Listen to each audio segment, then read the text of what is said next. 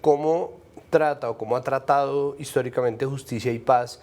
este involucramiento de terceros ajenos a las fuerzas paramilitares o a las filas oficiales del paramilitarismo, involucramiento de agentes estatales, políticos, congresistas, pero también de obviamente militares y policías.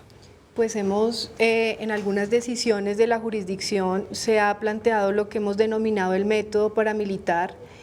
En esa descripción del método paramilitar hemos encontrado que el paramilitarismo en el país se propuso 3 cuestiones principalmente. La primera, la lucha antisubversiva, es decir, el enemigo natural armado y uniformado. En segundo lugar,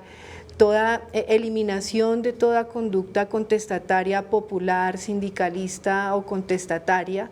y ahí pues van todas las inteligencias que en su momento lideraron las luchas sociales en el país, en los distintos territorios del país, Tumaco, Aguachica, en el sur del Cesar, en fin, es decir, la eliminación de todas esas inteligencias sociales y políticas. Y en tercer lugar, la modificación de la tradición agrícola nacional, es decir, el circuito de despojo que inició con el acto violento del paramilitarismo, termina con un asentamiento ilegal de empresarios, con unos proyectos empresariales ilegalmente ubicados en estos territorios que fueron objeto inicialmente de desplazamiento de sus pobladores, principalmente baldíos. Luego hay un licuamiento de títulos de propiedad que involucra superintendencias de notario y registro, instrumentos públicos y en fin. Y finalmente ya el montaje de una empresa productora de palma de aceite y en fin. Entonces hemos considerado el paramilitarismo bajo esos criterios, entendiéndolo como un método paramilitar, como un proyecto de guerra también en el país a nivel territorial,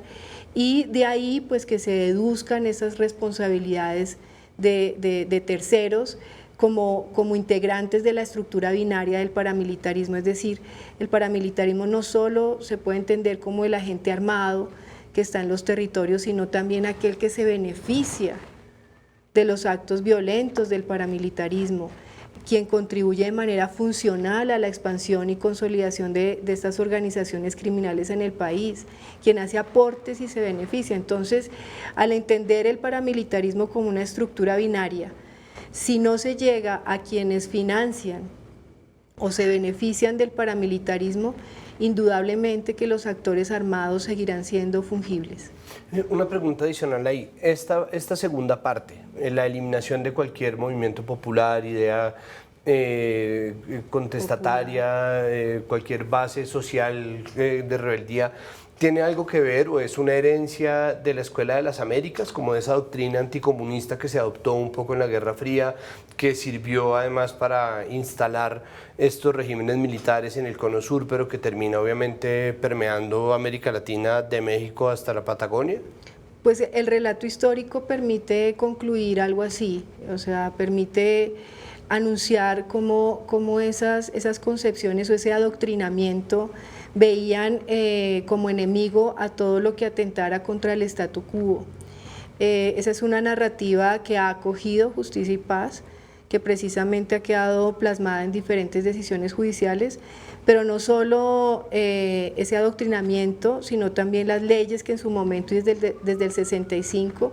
permitieron que los ciudadanos se armaran con armas privativas del ejército también, y de ahí pues que se conformaran de manera tan fácil en el país grupos de autodefensas en diferentes territorios del país, que al final se vienen a consolidar o viene a darse la gran consolidación paramilitar a finales de los 90 desde la Casa Castaño. Magistrados y fuentes, dice la magistrada Valencia que el paramilitarismo se entiende como un método que termina involucrando a civiles, que termina involucrando a agentes políticos. Ahí, ¿qué tan profundo aspira a llegar la JEP en esas investigaciones? Lo digo porque, por ejemplo, la investigación por parapolítica todavía no solamente arroja resultados y obviamente una memoria de quienes estuvieron metidos con paramilitares y al mismo tiempo fungiendo en el Congreso, sino que además estas personas dejan herederos y herederas que van como ocupando esas mismas sillas y eso es un poco un proceso que sigue vivo. Entonces, ¿qué tan adentro de eso aspiran a llegar? ¿Se conoce un poco cuáles son los alcances? Pues dentro del margen de la competencia de la jurisdicción, la sala de reconocimiento intenta llegar lo más profundo posible en lo que tiene que ver con la motivación de los tres grandes patrones que va a examinar, que no son otros que la justificación de la lucha contra el insurgente, donde el paramilitarismo jugó un rol muy importante, el favorecimiento de intereses económicos particulares y claramente también el control de la función pública en los territorios. Por eso, pues, el objetivo de este macrocaso es por eso singularmente importante. Pero el elemento más necesario a esclarecer tiene que ver con las fuerzas militares. Esa interacción entre paramilitares y fuerza pública, esa aquiescencia y o tolerancia u omisión de la fuerza pública en relación con la actuación del aparato paramilitar, con el cual en muchos casos se relacionó de manera simbiótica, es el tema central y uno de los ejes de este macrocaso 08,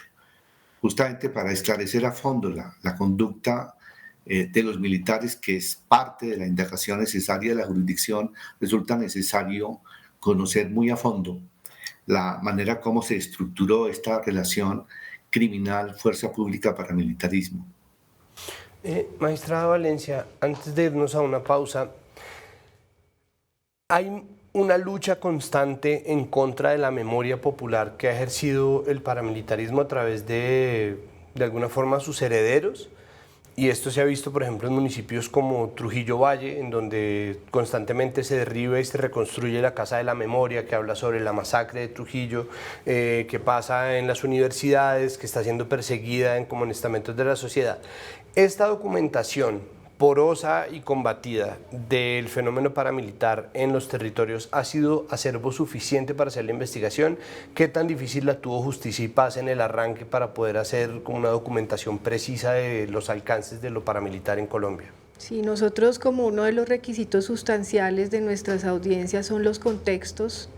de violencia en el país, que inicialmente los presentan los mismos postulados, y son ellos quienes confiesan el relato violento del territorio. Ese relato en algún momento resulta incontrovertible con ocasión a la evidencia histórica de los sucesos que ocurrieron en los territorios. Ese relato a su vez es confrontado o refrendado por lo que dicen las víctimas también, por los grandes desplazamientos masivos que se dieron, por ejemplo, en el Valle, Tumaco, Nariño, para seguir como en ese mismo territorio. Y sí, por supuesto, hay un interés por derruir ese histórico que hace parte de estos contextos, principalmente los contextos que se han formalizado en decisiones judiciales en Justicia y Paz. Sin embargo, ya estos relatos se encuentran suficientemente decantados, y así tumben los muros, pues seguirá en la memoria colectiva el relato que realmente ocurrió.